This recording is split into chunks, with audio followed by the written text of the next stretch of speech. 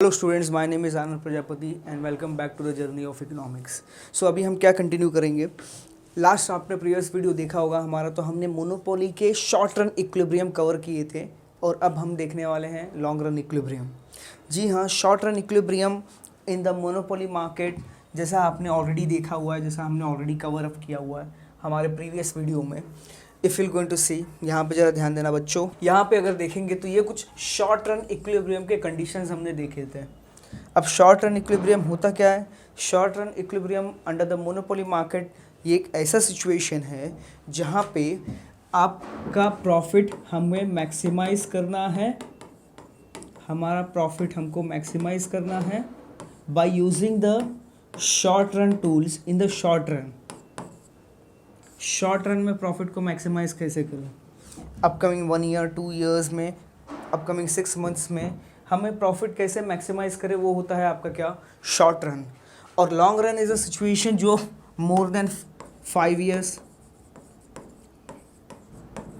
या फिर more than 2 years depending upon the situation. अगर आपको याद होगा तो मैंने बताया था कि लॉन्ग रन और शॉर्ट रन का कोई टाइम पीरियड फिक्स नहीं है।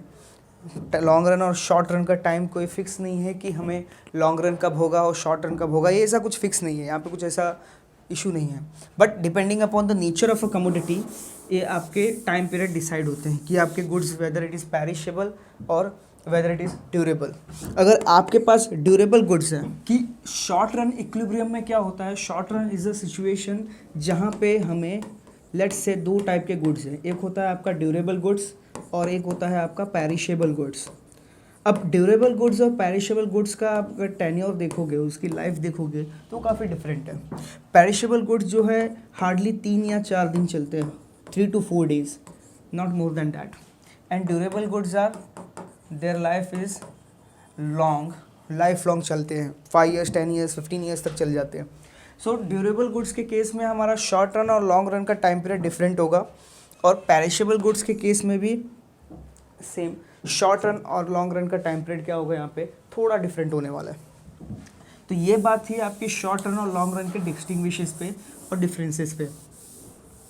आज हम चालू करने वाले हैं हमारा मोस्ट इम्पॉर्टेंट टॉपिक, जो कि है आपका लॉन्ग रन इक्विलिब्रियम। तो ज़रा ध्यान देना, जब बात करते हैं हम लॉन्ग रन इक्विलिब्रियम की, तो लॉन्ग रन का मतलब होता है कि जो in long run after 2 years 3 years after 5 years हमारा बिजनेस कैसा हो सकता है, और वो टाइम पे हमें कितने प्रॉफिट अर्न करने की ज़रूरत है, कितना प्रॉफिट हम अर्न करते हैं by selling the goods and services in order to maximise the profit. Profit को मैक्सिमाइज करना है, गुड्स एंड सर्विसेज सेल करना है, और हमें प्रॉफिट क्या करना है? मैक्सिमाइज करते हुए लॉन्ग रन में इक्विलिब्रियम पोजीशन अचीव करनी है। और इक्विलिब्रियम पोजीशन के बारे में आपको बताने की ज़रूरत नहीं है, हमने ऑलरेडी कवर अप किया हुआ है। इक्विलिब्रियम पोजीशन एक ऐसी पोजीशन होता है जहाँ पे हमारा प्रॉफिट क्या हो जाता है? मैक्सिमाइज हो जाता है। हमारा प्रॉफिट क्या होता है क्लास स्टूडेंट्स? मैक्सिमाइज प्रॉफिट होना मतलब वो ऐसा सिचुएशन है जहाँ पे हमारा प्रॉफिट मैक्सिमाइज हो जाता है। अगर इससे ज़्यादा, एक पर्टिकुलर लिमिट से ज़्यादा अगर सेल करते हैं या प्रोड्यूस करते हैं हम लोग कोई भी गुड्स एंड सर्विसेज, तो वहाँ पे हमें लॉस सफ़र करना होगा। Will going to suffer from the loss, हमें लॉसेस को झेलना होगा वहाँ पे एक सर्टन लिमिट के बाद अगर प्रोडक्शन करते हैं तो। डायरेक्टली स्टार्ट करते हैं long run equilibrium. Just pay attention over here. Long run equilibrium, in the long run the monopoly firm makes all the necessary adjustments and all the cost being variable in the long run. Short run में एक और चीज़ हमने देखी थी कि cost जो था वो डिवाइड था 2 पार्ट्स में। शॉर्ट रन में हमने कॉस्ट को 2 पार्ट में डिवाइड किया था। एक था आपका फिक्स कॉस्ट, एक था आपका वेरिएबल कॉस्ट। फिक्स कॉस्ट का मतलब वो कॉस्ट जो है आपके कॉस्ट ऑफ प्रोडक्शन, जो आपके नंबर ऑफ यूनिट्स पे डिपेंड नहीं करता। जैसे मैंने एग्जांपल दिया था आपको रेंट का। If I going to take the example of a rent, तो रेंट जो है हमारा फिक्स कॉस्ट है, और लेबर्स का वेजेस, रॉ मटेरियल का पेमेंट जो हम क्रेडिटर को करते हैं वो हमारा है वेरिएबल कॉस्ट। तो शॉर्ट रन में जो है रेंट जो फिक्स कॉस्ट और लेबर्स को जो पेमेंट करना है, क्रेडिटर्स को जो पेमेंट करना है, वो हमारा वेरिएबल कॉस्ट है। तो बेसिकली कॉस्ट जो है 2 पार्ट में डिवाइड होते हैं शॉर्ट रन में। लेकिन लॉन्ग रन में क्या है? लॉन्ग रन में all the cost are variable, मतलब कुछ भी तुम चेंज कर सकते हो लॉन्ग रन में। अगर मैं चाहूँ तो अपने प्लांट्स को, अपनी फैक्ट्री को मुंबई से पुणे, मुंबई से अहमदाबाद, मुंबई से कलकत्ता शिफ्ट कर सकता हूँ लॉन्ग रन में।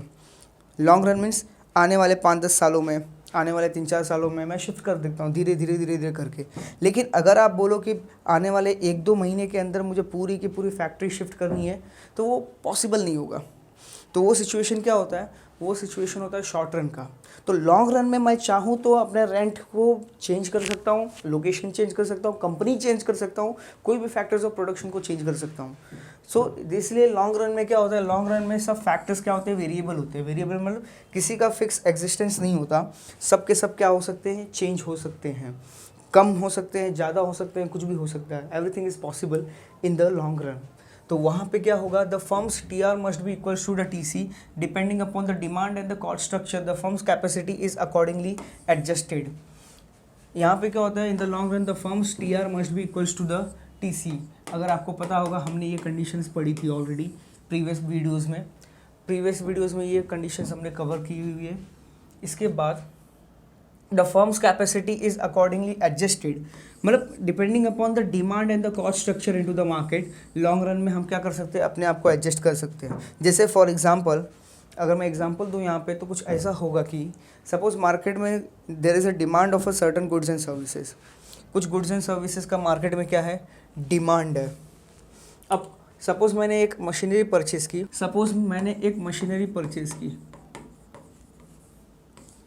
अब ये मशीनरी का कॉस्ट क्या है, ये मशीनरी जो है वन टाइम में 1000 यूनिट्स प्रोड्यूस कर सकती है। सपोज एक मशीनरी परचेज की जो एक बार में 1000 यूनिट्स क्या कर सकती है, प्रोड्यूस कर सकती है। लेकिन मार्केट में डिमांड कितना है, डिमांड जो है हमारे गुड्स एंड सर्विसेज का मार्केट में वो कुछ इतना है कि 800 यूनिट्स हम क्या कर सकते हैं, प्रोड्यूस करके सेल कर सकते हैं। मार्केट में डिमांड कितना है, 800 यूनिट्स का, और हमारी कैपेसिटी कितनी है, 1000 यूनिट्स की। मतलब इनकेस अगर इन फ्यूचर डिमांड अगर इंक्रीज होता है, 800 से डिमांड अगर बढ़ के 1000 यूनिट होता है, तब भी हम क्या कर सकते हैं, प्रोडक्शन करके वो गुड्स एंड सर्विसेज को मार्केट में सप्लाई करके प्रॉफिट अर्न कर सकते हैं। Then we can produce and we can sell the 1000 units also, because हमारे मशीनरी का कैपेसिटी कितना है, 1000 यूनिट्स। और इनकेस अगर 800 यूनिट से अगर मार्केट में डिमांड हमारा कम हो जाए, 800 यूनिट से मार्केट में समझ लो डिमांड हमारा कम होता है, और कम होके कितना हो गया, 600 यूनिट्स हो गया। अगर मार्केट में हमारा डिमांड कम होके 600 यूनिट्स हो गया, तो भी हमारी कैपेसिटी मैक्सिमम कितनी है, 1000 की कैपेसिटी है। तो 1000 की कैपेसिटी में हम 600 यूनिट्स क्या कर सकते हैं, प्रोड्यूस कर सकते हैं। तो कहने का मतलब यही है यहाँ पे कि कैपेसिटी का मतलब क्या है, what do mean by the capacity of the company, capacity of the firm is nothing but कि वो फर्म जो भी फैक्टर्स ऑफ प्रोडक्शन अवेलेबल है उसका यूज़ करके कितना ज़्यादा गुड्स एंड सर्विसेज प्रोड्यूस कर सकती है, वो उसकी मैक्सिमम कैपेसिटी होती है। तो हमारे पास अगर एक मशीनरी है और ये मशीनरी से हम क्या कर रहे हैं, 1000 यूनिट्स प्रोड्यूस कर रहे हैं, तो ये जो 1000 यूनिट्स हम प्रोड्यूस कर रहे हैं, ये 1000 क्या है तुम्हारा, this 1000 is nothing but the maximum capacity.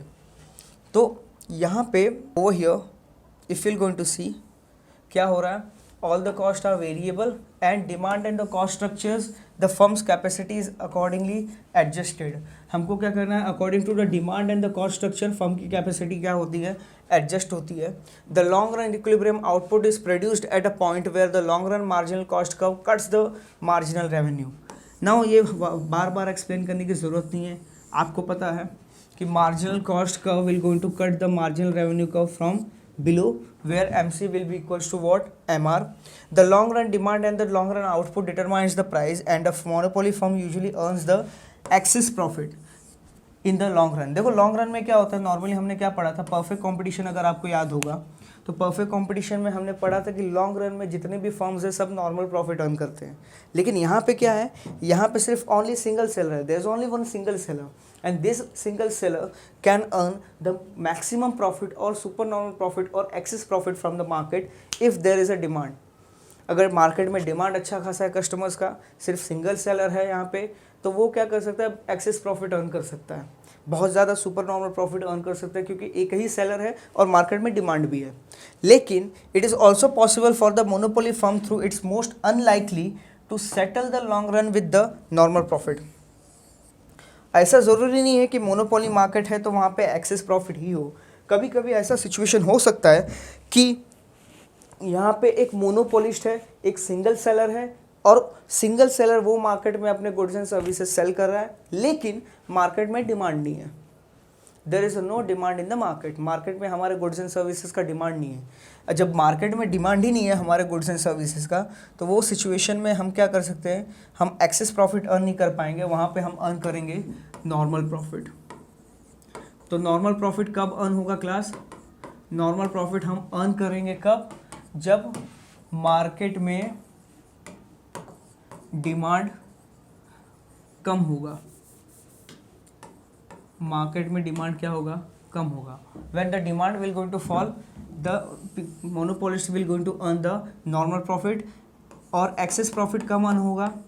Access profit का सिचुएशन तब आएगा जब हम यहाँ पे हमारा डिमांड क्या होगा, मार्केट में इंक्रीज होगा, या फिर डिमांड क्या होगा, पॉजिटिव होगा। अगर मार्केट में डिमांड है तो मोनोपोलिस्ट क्या होगा, monopolist will going to earn the excess profit. अगर मार्केट में डिमांड नहीं है, भले ही तुम सिंगल सेलर हो, लेकिन तो भी तुम नॉर्मल प्रॉफिट ही अर्न करोगे, क्योंकि कस्टमर्स डिमांड का मतलब क्या है, कस्टमर्स गुड्स एंड सर्विसेज का डिमांड करते हैं, परचेज करेंगे। जब कस्टमर्स ही नहीं परचेज करेंगे तो हमें एक्सेस प्रॉफिट कहाँ से होगा, नॉर्मल प्रॉफिट होगा। तो ये सिचुएशन बहुत ही इंपॉर्टेंट है। फिर इसके बाद if you're going to see, so basically over here in the long run the excess profit of a monopolist, the monopolist is earning the excess profit over here. And how? Let's see. So what we're going to do now, we're going to draw the diagram which will going to indicate what your long run performance. So just pay attention over here. As I said, in the long run, all the firms are earning the normal profit, no excess profit. So assuming this, suppose I am drawing the diagram. This is your long run average revenue curve.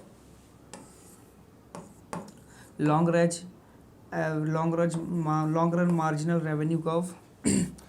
Long run average revenue curve, long run marginal revenue curve, and this is your long run marginal cost curve.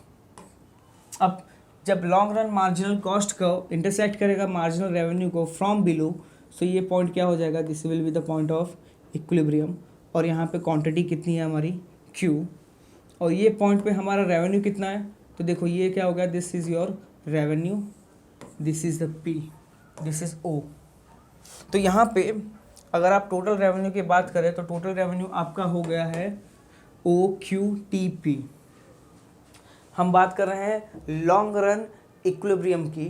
तो long run equilibrium के हमें long run equilibrium achieve करने के लिए हमें किसकी ज़रूरत है, लॉन्ग रन इक्विलिब्रियम अचीव करने के लिए हमें ज़रूरत है long run marginal cost curve और long run marginal revenue curve, और इन short marginal cost and marginal revenue curve की। तो by using the same information अगर देखोगे तो प्राइस हमारा कितना है, प्राइस है OP, ये OP हमारा प्राइस हो गया, OQ हमारा क्वांटिटी हो गया, और टोटल रेवेन्यू कितना आया, total revenue is nothing but OQTP, ये हो गया आपका टोटल रेवेन्यू। फिर इसके बाद जब बात आती है टोटल कॉस्ट की, तो total cost curve as I have told you, total cost को कैसा होगा, सी, ये हो गया, सपोज ये हो गया तुम्हारा long run average cost curve, ये क्या हो गया तुम्हारा, सपोज ये हो गया आपका long run average cost curve. तो long run average cost curve ये इक्विलिब्रियम पॉइंट पे, this is your equilibrium point, तो long run average cost curve equilibrium point पे कहाँ पे इंटरसेक्ट कर रहा है, यहाँ पे। तो ये हो गया आपका क्या, ये हो गया आपका N, ये हो गया S। सो OQSN क्या हो गया आपका टोटल कॉस्ट, OQSN क्या हो गया आपका total cost, OQSN total cost हो गया, OQTP ये आपका हो गया टोटल रेवेन्यू। एंड जब टोटल रेवेन्यू ज़्यादा होता है टोटल कॉस्ट से, तो यहाँ पे सिचुएशन किसकी होती है, एक्सेस प्रॉफिट की। तो एक्सेस प्रॉफिट का फॉर्मूला क्या है, how will going to find out excess profit, excess profit is equals to total revenue minus total cost. तो यहाँ पे टोटल रेवेन्यू है आपका OQTP और टोटल कॉस्ट क्या है तुम्हारा OQSN। तो OQSN माइनस करेंगे तो फाइनली आपको आएगा NSTP। तो ये NSTP, ये पोर्शन देख रहे हैं आप लोग, ये पोर्शन क्या है, ये पोर्शन हो गया आपका एक्सेस प्रॉफिट का, ये पोर्शन आपका हो गया एक्सेस प्रॉफिट का। जरा ध्यान देना, सिंपली सेम जैसा हमने शॉर्ट रन इक्विलिब्रियम में डायग्राम ड्रॉ किया है, सेम डायग्राम ड्रॉ करोगे एक्सेस प्रॉफिट वाला, कहाँ पे, लॉन्ग रन में भी। लेकिन कंडीशन क्या है, कंडीशन ये है, वहाँ पे हम लोग शॉर्ट रन यूज़ करते थे, यहाँ पे क्या यूज़ करेंगे, लॉन्ग रन। वहाँ पे हम लोग SMR, SMC, SAC and SAR use करते थे, यहाँ पे S की जगह पे L लगा देना है कि शॉर्ट रन की जगह पे, शॉर्ट रन के केस में S लगता है, लॉन्ग रन के केस में L लगता है। तो LMR, LAR, LAC and LMC, ये क्या हो गया आपका, this is nothing but the diagram और you can say the presentation of your long run equilibrium. तो ये जो एक्सेस प्रॉफिट फर्म अर्न कर रहा है, ये एक्सेस प्रॉफिट जो है तुम्हारा, this is your access profit in the case of a long run output of the firm. So I hope I am clear with it and you are also clear with it. You understood this particular concept very well because this is a very important one for you. ये बहुत ही ज़्यादा important है। तो ये होता है आपका क्या, लॉन्ग रन इक्विलिब्रियम, जैसा मैंने आपको बताया। इसके बाद if you are going to see, the monopoly usually earns the normal profit in the long run. However, it is quite possible that the monopolist, in spite of a monopoly power, may settle down with the only normal profit. कभी कभार ऐसा होता है कि super normal profit हम लोग earn कर रहे हैं, एक्सेस प्रॉफिट अर्न कर रहे हैं, लेकिन सिचुएशन कुछ ऐसी आ जाती है कि वहाँ पे भले ही हमारे पास में मोनोपोली पावर है, भले ही हम एक सिंगल सेलर है वो मार्केट में, लेकिन वो पर्टिकुलर सिचुएशन में, since I am the single seller but still what will be the situation, कुछ सिचुएशन कुछ ऐसी होगी कि डिमांड वहाँ पे मार्केट में नहीं है, there is a insufficient demand, and because of a insufficient demand मुझे एक्सेस प्रॉफिट की जगह पे क्या होगा, नॉर्मल प्रॉफिट होगा। Instead of a excess profit what I will going to do, I will going to see the normal profit over here. So ये situation monopoly के case में भी होता है and it's very rare, you can say. I hope you are getting it. So this is how class what we have done. This is how we completed the long run equilibrium and now हम लोग अभी start करने वाले हैं the distinguish between the monopoly and the perfect competition. बहुत important है, ज़रा ध्यान देना। लॉन्ग रन इक्विलिब्रियम यूज़ करते हैं लॉन्ग रन पोजीशन के लिए। ऑब्वियसली लॉन्ग रन में क्या होता है, हमें प्रॉफिट ही होते हैं। we're going to face the excess profit and we're going to earn the normal profit in case of a monopoly and the perfect competition. perfect competition के केस में normal profit आ गया और monopoly के case में आपका excess profit आ गया। जरा ध्यान देना। तो the difference between the comparison between what your perfect competition and the monopoly बहुत ही ज़्यादा important। now जब बात करते हैं हम distinguish इसकी, तो पहला है आपका perfect competition और दूसरा है आपका monopoly।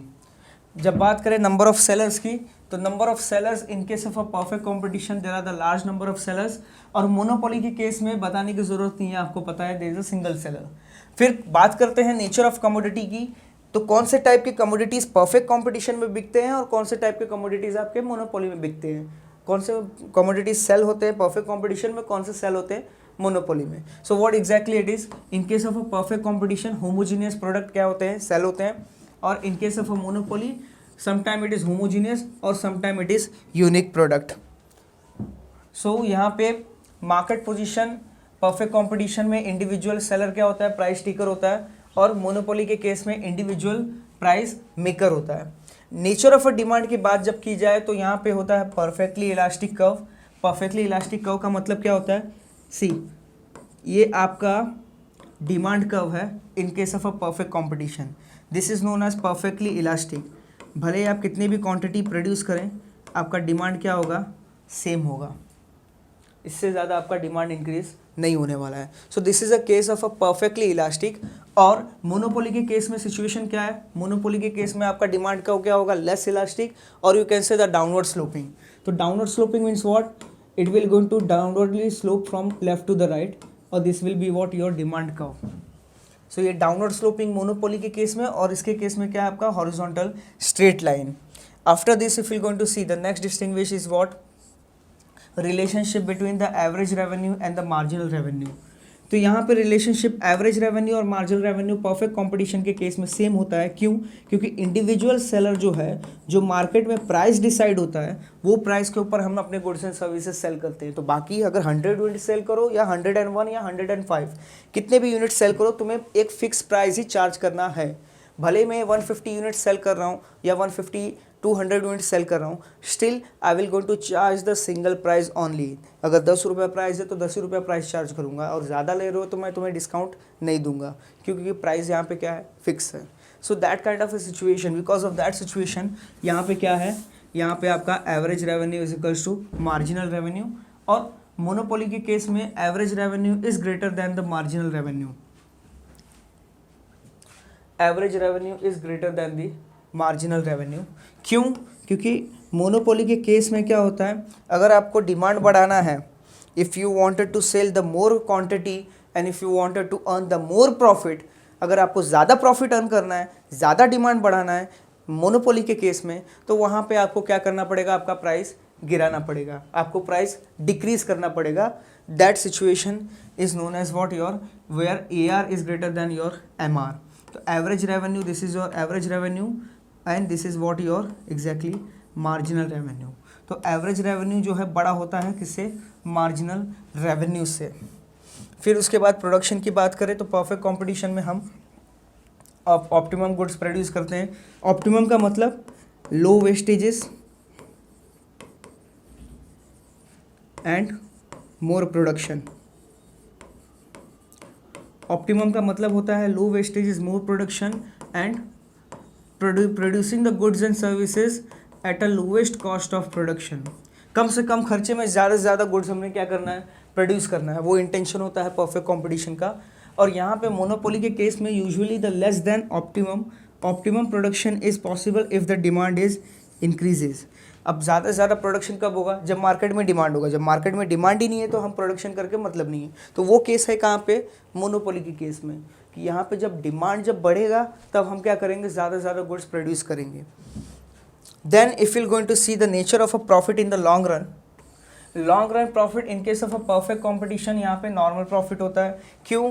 क्योंकि नॉर्मल प्रॉफिट का मतलब क्या होता है, what do mean by the normal profit? Normal profit मतलब जितने भी सेलर्स हैं, सब सेलर्स क्या करेंगे, फाइनली लॉन्ग रन में नॉर्मल प्रॉफिट ही अर्न करने वाले हैं। हो सकता है कि फॉर एग्जाम्पल, हो सकता है कि शुरू में आप क्या कर रहे हो, एक्सेस प्रॉफिट अर्न कर रहे हो सकता है यहाँ पे शुरू में आप एक्सेस प्रॉफिट अर्न कर रहे हो। क्यों? क्योंकि यहाँ पे सिर्फ और सिर्फ कुछ ही, there are the some sellers in the market, let's say there are the some sellers in the market and you are earning the excess profit. यहाँ पे आप एक्सेस प्रॉफिट अर्न कर रहे हो। तो आप अगर एक्सेस प्रॉफिट किसी भी बिजनेस में अर्न करते हो तो बाकी सबकी नज़र आपके बिजनेस पे पड़ेगी।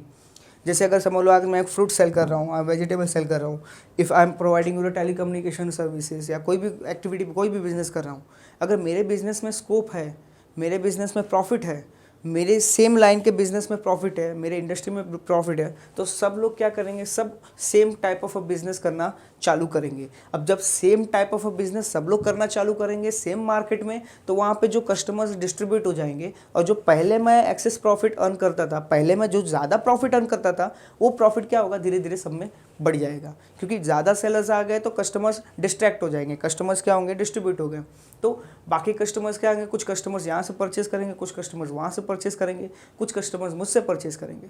पहले सिचुएशन था कि सबके सब लगभग मुझसे परचेस करते थे, लेकिन बाद में जब जैसे जैसे बहुत सारे सेलर्स आ गए मार्केट में, सबके पास क्या होंगे, कस्टमर्स डिस्ट्रीब्यूट हो जाएंगे। तो बेसिकली जो एक्सेस प्रॉफिट का सिचुएशन होगा, अगर बहुत सारे सेलर्स यहाँ पे आ गए, if more and more sellers are coming over here, then ये एक्सेस प्रॉफिट कन्वर्ट हो जाएगा किस में, नॉर्मल प्रॉफिट में। तो इसीलिए लॉन्ग रन सिचुएशन में क्या होता है, यहाँ पे लॉन्ग रन सिचुएशन में the firm is earning the normal profit. और यहाँ पे मोनोपोली के केस में क्या होता है, मोनोपोली के केस में there is only single seller, एक ही सेलर है। तो डिमांड बढ़े या फिर डिमांड घटे, whether the demand will increase or demand will going to fall, this person only will going to earn the profit. So basically in the long run the demand for the goods and services are increasing, so that's why यहाँ पे क्या होगा, excess profit हो जाएगा। Then in the last one, last but not least, The equilibrium and the nature of a COT relationship, that is AR, MR, AC in the long run equilibrium. तो यहाँ पे ध्यान दोगे तो equilibrium is possible only under the increasing cost. Increasing cost मतलब जहाँ पे price आपका इक्वल हो एवरेज रेवेन्यू के, मार्जिनल रेवेन्यू के, एवरेज कॉस्ट के और मार्जिनल कॉस्ट के, प्लस यहाँ पे the cost it should increase, the cost का इट शुड इंक्रीज. बट यहाँ पे क्या है, ये सिचुएशन में the equilibrium is possible under the all the cost condition, increasing, constant और डिक्रीजिंग. हर एक कंडीशन में क्या होगा, मोनोपोलिस्ट को प्रॉफिट होगा और हम इक्विलिब्रियम पोजीशन अचीव करेंगे. So this is the some basic distinguish between what, between the monopoly and the perfect competition. And the last one over here, the nature of the price.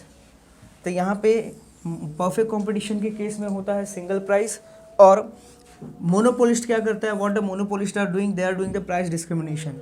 एक single seller क्या करता है, different customers को different price charge कर सकता है. अगर relatives है, कोई फ्रेंड है, तो मैं कम प्राइस चार्ज करूँगा.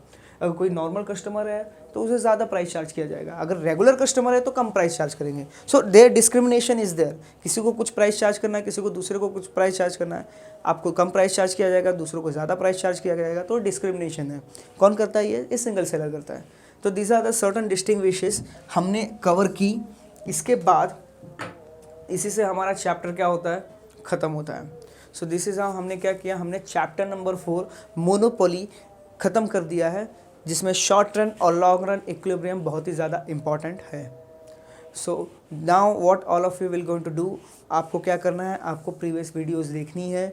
सब वीडियोस में देखने के बाद इन केस अगर चैप्टर नंबर 4 में आपको कुछ डाउट होगा, then you will going to put your comments over here and we're going to solve your problems. Thank you.